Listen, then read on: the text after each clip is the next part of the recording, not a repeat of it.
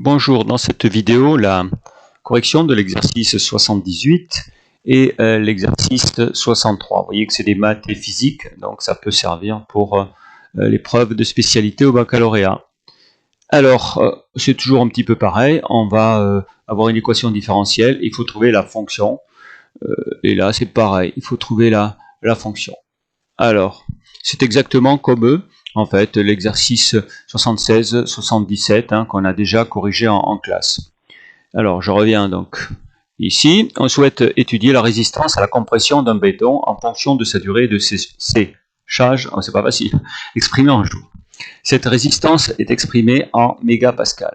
On admet qu'elle peut être modélisée par une fonction. Elle est dérivable, patati patata, et elle est solution de ça. Alors, résoudre E sur 0 plus l'infini. Donc, résoudre E, c'est-à-dire trouver l'ensemble des solutions. S égale. Donc, là où on aura le C. Alors, ensuite, à l'instant T égale à 0, la résistance à la compression est nulle. Donc, F de 0 égale à 0. Et on va trouver la constante. Alors, la constante, normalement, si on regarde bien, il faut la trouver moins 30. Donc, il faudra faire les deux étapes. Alors, la correction donne la chose suivante.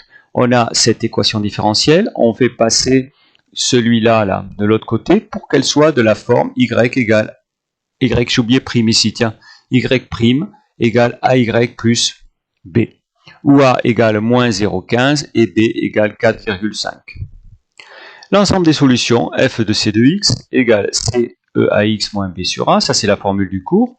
Le a on le remplace par moins 0,15 et on a moins 4,5 sur moins 0,15. Alors on fait ce calcul avec une calculatrice, les deux moins s'éliminent, on trouve plus 30.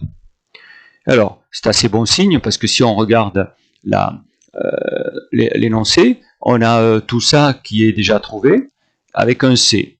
Comme je vous ai dit, la deuxième question, il faudra certainement trouver le C égal à moins 30.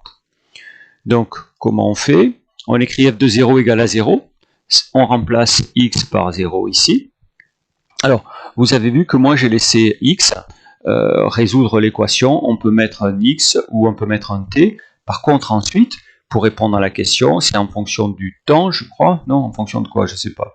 Donc il faut que je relise la consigne. Durée séchage. Alors, à l'instant t égale à 0.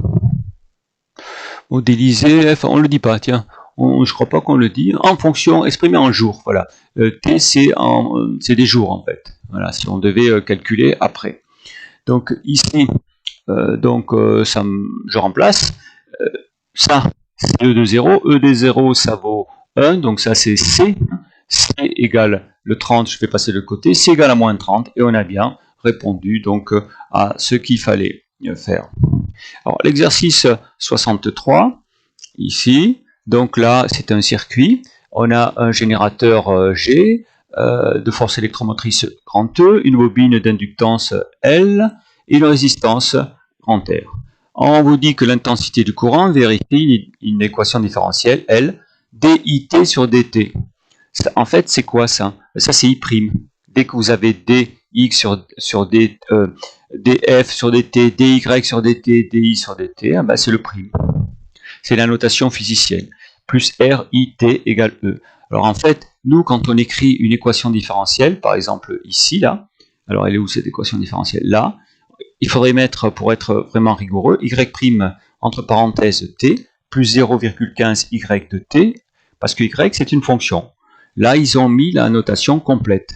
Alors nous, on va décoder ça pour faire la notation mathématique, qui est plus simple, et après, on va pouvoir déterminer la fonction I, cette fois elle s'appelle I, c'est l'intensité, parce que à t égale à 0, l'intensité I est nulle, ça veut dire que I0 égale à 0, c'est pareil que ça en fait. Alors cette équation différentielle, la difficulté c'est qu'on ne connaît pas grand L et grand R. Alors on aura des résultats avec grand L et grand R, c'est tout, on va les garder. On va les garder. Alors, réponse. Et ici, vous voyez, ça c'est l'énoncé. Alors ça, je le remplace par I', RI, j'enlève le T, égale E, pour me retrouver avec quelque chose de classique. Presque classique, parce qu'en fait, on n'a pas les nombres. Ben, si on n'a pas les nombres, on aura des réponses avec des lettres. Alors pour que ça ressemble à cette forme-là, vous voyez, cette fois, j'ai pas oublié le prime, pour que ça ressemble à cette forme-là, ben, il faut dégager le RI alors, le RY, le I, je vais remplacer par Y. Donc, I', Y'. Le RY, je le mets de l'autre côté, ça fait moins RY. Et le grand L fois, je le divise ici pour le mettre de l'autre côté. Alors, il faut tenir compte que ici, grand A, ben, d'habitude on le connaît. Là, grand A, c'est quoi? Ben, c'est moins grand R sur grand L. Et B, c'est E sur L. Alors, il y a un truc quand même, c'est que le grand L, là, il faut vérifier pour qu'on puisse diviser. Oui, c'est marqué ici, regardez, le grand L, il ne peut pas égaler 0, parce que sinon, s'il vaut 0, bon, c'est pas intéressant, hein, une inductance égale à 0, mais s'il est égal à 0, on ne pourrait pas diviser par grand L. Donc ça, c'est défini, ça existe, ici. Et on vous dit que grand R est différent de 0, ça veut dire que le A est différent de 0, en fait. Les solutions, c'est E à T moins B sur A. Le A, ben le A c'est moins grand R sur L. Et le B, c'est E sur L sur grand A moins R sur L. Alors ça, ici, pour diviser par cette fraction, on multiplie, j'ai fait en dessous, on multiplie par l'inverse. Vous avez E sur L fois, et on tourne celle qui est là. Ça c'est un grand L hein, qui est barré, grand L sur R. Il est barré pourquoi? Parce qu'il y a un fois ici, et il y a un grand L en haut et un grand L en bas. Donc ici, c'est E de moins grand R sur grand L sur T, plus E sur R, où C appartient à R. Voilà, on ne peut pas faire mieux, hein, on connaît ni E, ni R, donc ni L, donc bah, on laisse comme ça. Voilà. Alors maintenant, I0 égale 0, donc ça va donner 0, E de 0, ça va donner 1, il va y avoir C, donc on a C plus E de R égale à 0, le E de R, le E sur R, on le fait passer de l'autre côté, et ici, ça c'est la constante C. Donc on remplace C par la constante, et on obtient cette formule-là. Alors elle est souvent plus connue en factorisant E sur R. Vous voyez, il y a E sur R ici, E sur R là, on peut le factoriser.